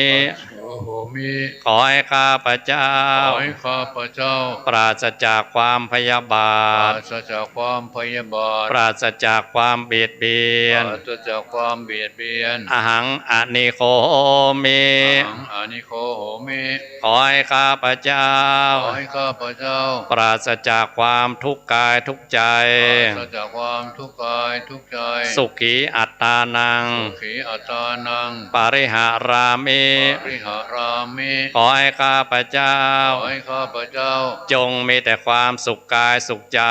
มีแต่ความสุขกายสุขใจรักษาตนของข้าพเจ้ารักษาตนของข้าพเจ้าให้พ้นจากทุกภัยทั้งสิ้นเถิดให้พ้นจากทุกภัยทั้งสิ้นเถิดเราส่งความปรารถนาดีให้แก่กายแก่ใจเรายังไงก็ส่งความปรารถนาดีความรู้สึกอย่างนั้นเหมือนกันไปยังสรรพสัตว์ทั้งหลายเป็นกลุ่มๆ12จำพวกสัพเพสัตตาหมู่สัตว์ทั้งปวงสัพเพปานาหมู่สัตว์ที่มีลมปราณทั้งปวงสัพเพภูตาหมู่พูดทั้งปวงสัพเพปุกขลาบุคคลทั้งหลายทั้งปวงสัพเพอัตตภาวะปริยาปนาหมู่สัตว์เกี่ยวเนื่องโดยอัตภาพลมปราณทั้งปวงสัพพาอิทธิโยสตรีทั้งหลายทั้งปวงสัพเพปุริสาบุรุษทั้งหลายทั้งปวงสัพเพอริยาพระอริยเจ้าทั้งหลายทั้งปวงสัพเพอนาริยาปุถุชนทั้งหลายทั้งปวงสัพเพเทวาหมู่เทวดาทั้งหลายทั้งปวงสัพเพมนุษสาหมู่มนุษย์ทั้งหลายทั้งปวงสัพเพวินิปาติกาหมู่สัตว์นรกทั้งหลายทั้งปวงอเวราโหนตุจงเป็นสุขเป็นสุขเถิดอย่าได้มีเวรมีภัยแก่กันและกันเลยอัปปยาปัจจาโหนตุจงเป็นสุขเป็นสุขเถิดอย่าได้มีความพยาบาทเบียดเบียนกันเลยอนีฆาโหนตุจงเป็นสุขเป็นสุขเถิดอย่าได้มีความทุกข์กายทุกข์ใจเลยสุขีอัตตานังปาริหารันตุขอให้สรรพสัตว์ทั้งหลายทุกจำพวกทุกตัวตนไม่มีที่สุดไม่มีประมาณจงมีแต่ความสุขกายสุขใจรักษาตนของตน ตนของตนให้พ้นจากทุกภัยทั้งสิ้นเถิดพ้นจากทุกภัยทั้งสิ้นเถิดปุรัตถิมายาทิสายาสัพเพเทวาสุขิโอนตุขอให้หมู่เทวดาทั้งหลายอยู่ทิศตะวันออกจงเป็นสุขเป็นสุขเถิดปัจฉิมายาทิสายาสัพเพเทวาสุขิโอนตุ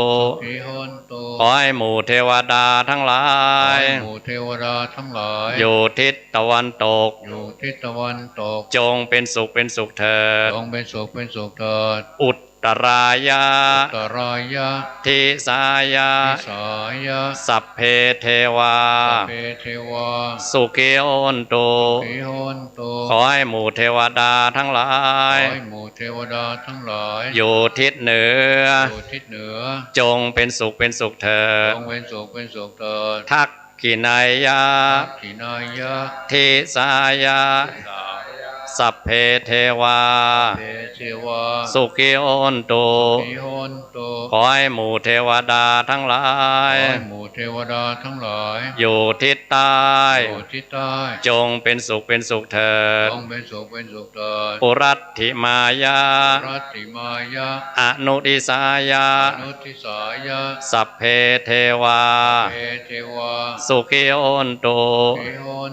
ขอให้หมู่เทวดาทั้งหลายอยู่ทิศตะวันออกเฉียงใต้จงเป็นสุขเป็นสุขเถิดปัจฉิมายาอนุทิสายาสัพเพเทวาสุขิโอนตุขอให้หมู่เทวดาทั้งหลายอยู่ทิศตะวันตกเฉียงเหนือจงเป็นสุขเป็นสุขเถิดอุตตรายาอนุทิสายาสัพเพเทวาสุขิโอนตุขอให้หมู่เทวดาทั้งหลายอยู่ทิศตะวันออกเฉียงเหนือจงเป็นสุขเป็นสุขเถิดทักขินายาอนุทิสายาสัพเพเทวาสุขิโอนตุขอให้หมู่เทวดาทั้งหลายอยู่ทิศตะวันตกเฉียงใต้จงเป็นสุขเป็นสุขเถิดปุรัตถิมายาทิสายาสัพเพเทวาสุขิโอนตุขอให้หมู่เทวดาทั้งหลายอยู่ทิศบูรพาจงเป็นสุขเป็นสุขเถิดปุรัตถิมายาอนุทิสายาสัพเพเทวาสุขิโอนตุขอให้หมู่เทวดาทั้งหลายอยู่ทิศอาคเนย์จงเป็นสุขเป็นสุขเถิดทักขินายาทิสายาสัพเพเทวาสุขิโอนตุขอให้หมู่เทวดาทั้งหลายอยู่ทิศทักษิณจงเป็นสุขเป็นสุขเถิดทักขินายาอนุทิสายาสัพเพเทวาสุขิโอนตุขอให้หมู่เทวดาทั้งหลายอยู่ทิศหรดีจงเป็นสุขเป็นสุขเถิดปัจฉิมายาทิสายาสัพเพเทวาสุขิโอนตุขอให้หมู่เทวดาทั้งหลายอยู่ทิศประจิมจงเป็นสุขเป็นสุขเถิด เป็นสุขเถิด ปัจฉิมายะ อิมายะ อนุทิสายะ นุติสายะ สัพเพเทวา เปเทวา สุขีโอนตุ ปิโอนตุ ขอให้หมู่เทวดาทั้งหลาย ขอให้หมู่เทวดาทั้งหลาย อยู่ทิศพายัพ อยู่ที่พายัพ จงเป็นสุขเป็นสุขเถิด จงเป็นสุขเป็นสุขเถิด อุตตรายะ สรายะ ทิสายะ สายะ สัพเพเทวา เปเทวา สุขีโอนตุ ปิโอนตุ ขอให้หมู่เทวดาทั้งหลาย หมู่เทวดาทั้งหลาย อยู่ทิศอุดร ทิศอุดร จงเป็นสุขเป็นสุขเถิด เป็นสุขเป็นสุขเถิด อุตตรายะ สรายะ อนุทิสายะ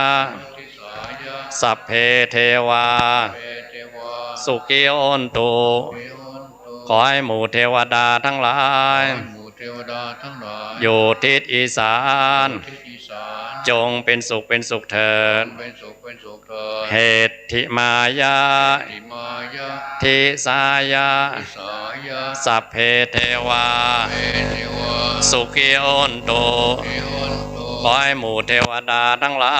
ย หมู่เทวดาทั้งหลาย อยู่ทิศเบื้องล่าง ทิศเบื้องล่าง จงเป็นสุขเป็นสุขเถิด เป็นสุขเป็นสุขเถิด อุปริมายะ ปริมายะ ทิสายะ สายะ สัพเพเทวา เปเทวา สุขีโอนตุ ปิโอนตุ ขอให้หมู่เทวดาทั้งหลาย หมู่เทวดาทั้งหลาย อยู่ทิศเบื้องสูง จงเป็นสุขเป็นสุขเถิด เป็นสุขเป็นสุขเถิด อย่าได้มีเวรมีภัย ได้มีเวรมีภัย แก่กันและกันเลย แก่กันและกันเลย จงเป็นสุขเป็นสุขเถิด เป็นสุขเป็นสุขเถิด อย่าได้มีความพยาบาท ได้มีความพยาบาท เบียดเบียนกันเลย เบียดเบียนกันเลย จงเป็นสุขเป็นสุขเถิด เป็นสุขเป็นสุขเถิด อย่าได้มีความทุกข์กายทุกข์ใจเลย ได้มีความทุกข์กายทุกข์ใจเลย ขอให้หมู่เทวดาทั้งหลาย หมู่เทวดาทั้งหลาย ทุกทิศทุกทาง ที่ทุกข์กาย ทุกชั้นภูมิ ท่านภูมิ ทุกพระองค์ ทุกพระองค์ ไม่มีที่สุดไม่มีประมาณ มีที่สุดไม่มีประมาณ จงมีแต่ความสุขกายสุขใจ มีแต่ความสุขกายสุขใจ รักษาตนของตน สาตนของตน ให้พ้นจากทุกภัยทั้งสิ้นเถิด พ้นจากทุกภัยทั้งสิ้นเถิด นึกบุญทุกอย่างที่เราได้ทำมา นึกได้ก็ดีนึกไม่ได้ก็ดีอาราธนาคุณพระรัตนตรัยแผ่อุทิศบุญ เทโครมเหมือนน้ำตก ตกใหญ่ที่สุดในโลกโครมกายกรรมสาม กายกรรมสาม วจีกรรมสี่ วจีกรรมสี่ มโนกรรมสาม โลกรรมสาม กรรมดีอันใด กรรมดีอันใด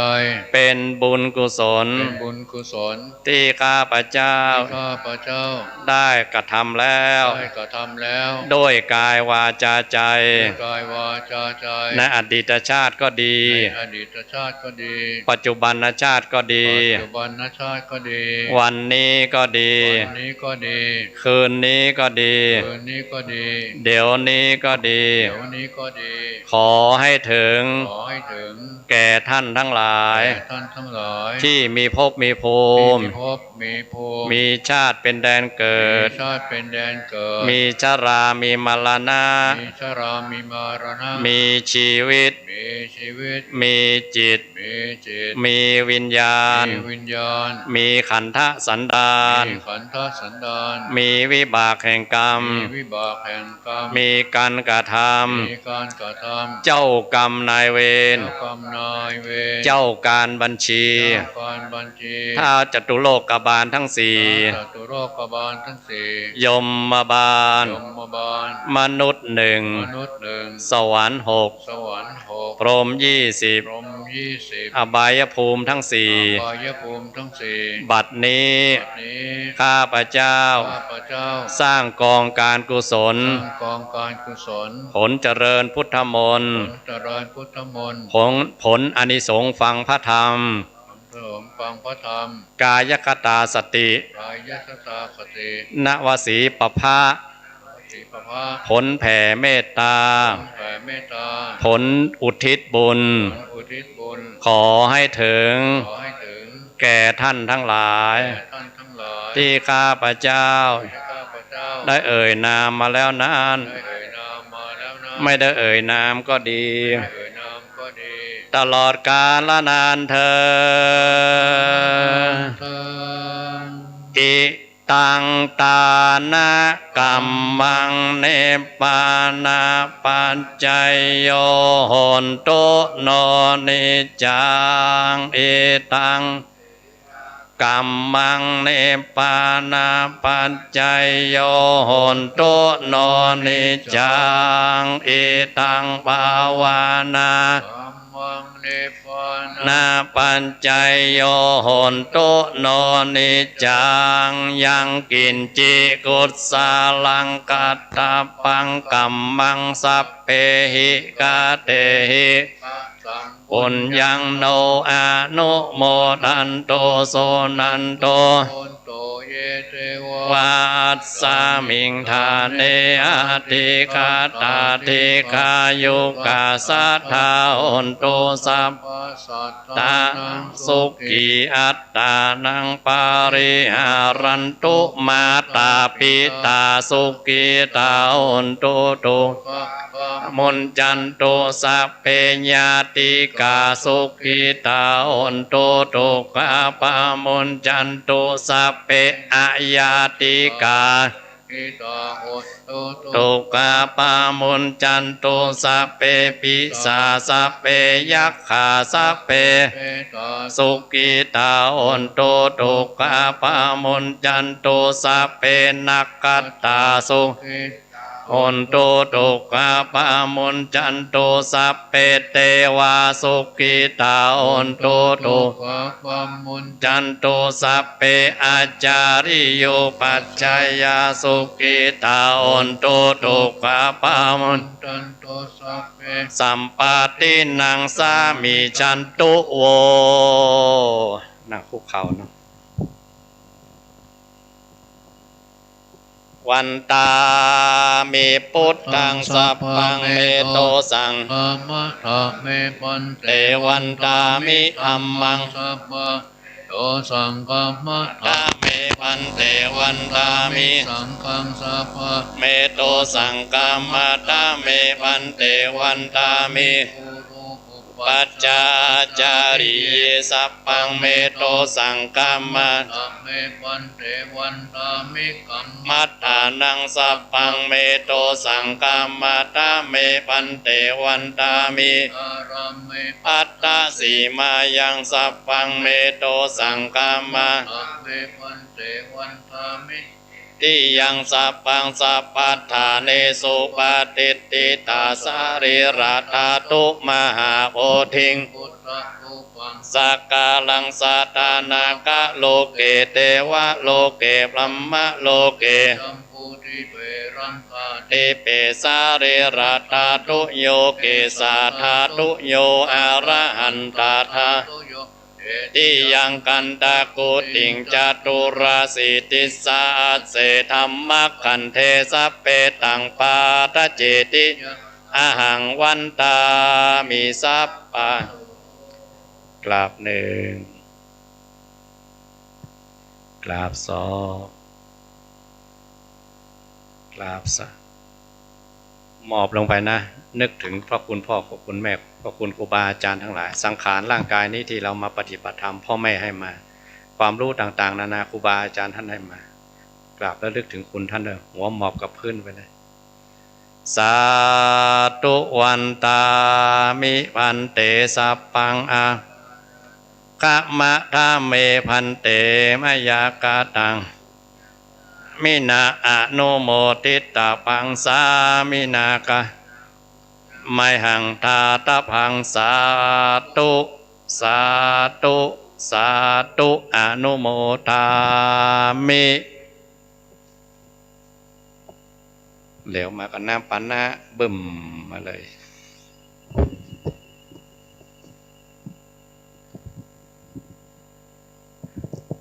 นิมนต์ก่อนเนาะหิวไม่หิวก็นิมนต์ฉลองศรัทธาเป็นเนื้อนาบุญให้โยม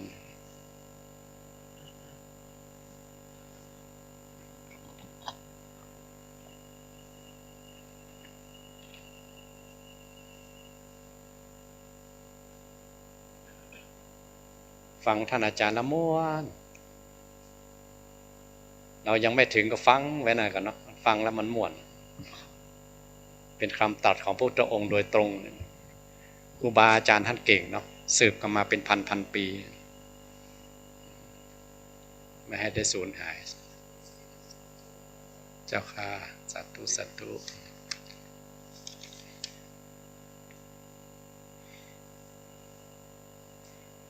จะร้องศรัทธาโยมหน่อยเนาะ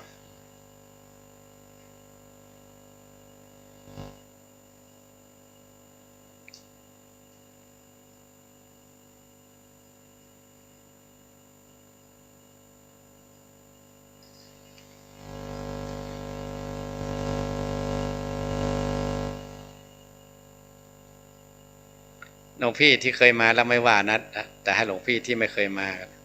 คำว่าสัพเพนักขัตตาสุกีตาโอนโตตุกาปามุนจันตุนี่แปลว่าอะไรทายหน่อยเนาะตอนแรกผมก็ไม่รู้นะผมก็ถามหลวงปู่ท่านว่านักขัตตาแปลว่าอย่าง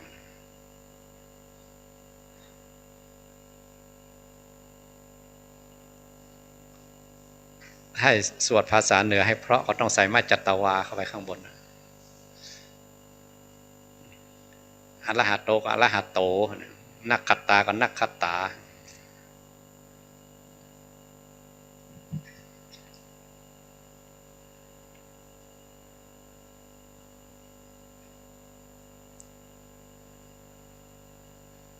รอเรือก็ไม่มีนะเป็นฮอนกฮูกเหมือน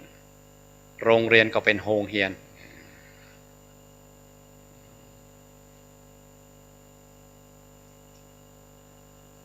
ชอช้างก็ไม่มีจ้างก็จ้างช้อนก็จ้อนอย่างภาคใต้นะไม่มีงูไงงูเย้ยเคยไปอยู่3 ปีย้อย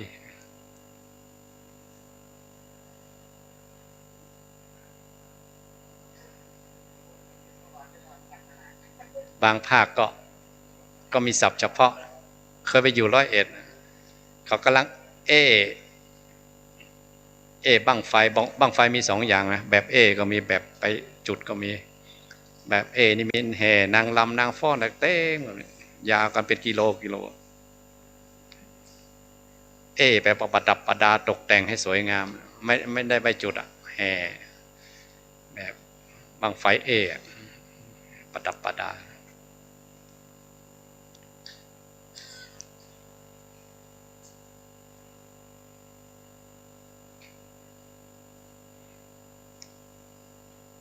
โยมอูดคนที่ถวายนับปนะหลวงพี่ไปวัดทุกวันภรรยาเป็นคนทำอาหารสามีเป็นคนส่งไม่ขาด365 วันก็365 วันเคยถามโยมว่าวันหนึ่งกำลังใส่สวนน้ำลำไยหลวงพ่อเจ้าว่าโทรกลิ้งไปส่งหน่อยทิ้งเลยบอกว่าไปส่งหลวงพ่อก่อนเรื่องใส่น้ำลำไยกลับมาใส่ได้แต่ว่าหลวงพ่อจะไปธุระไปส่งหลวงพ่อก่อนเช้าไปละไปส่งอาหาร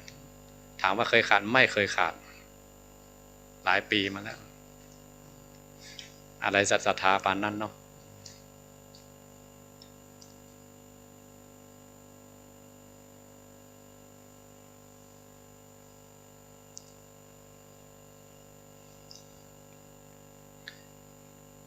นางวิสาขาโยมเช้าตู่นี่ตั้งขันข้าวหน้าบ้านทำบุญตักบาตรกับพระสายมาให้คนใช้ไปดูพระว่าอาคันตุกะจะไปไหมที่ท่านบิณฑบาตท่านเตรียมตัวจะเดินทางอาคันตุกะมาไหมท่านได้ฉันไหมนะจะทำอาคันตุกะทานบ่ายมาไปถวายน้ำปานะพระเย็นไปฟังธรรมอีกดูดิวันดีคืนดีจองคิวพระองค์ได้อีกพร้อมพระอรหันตเจ้าทั้งหลายถวายเป็นหมื่นลูกปกติอย่างนั้น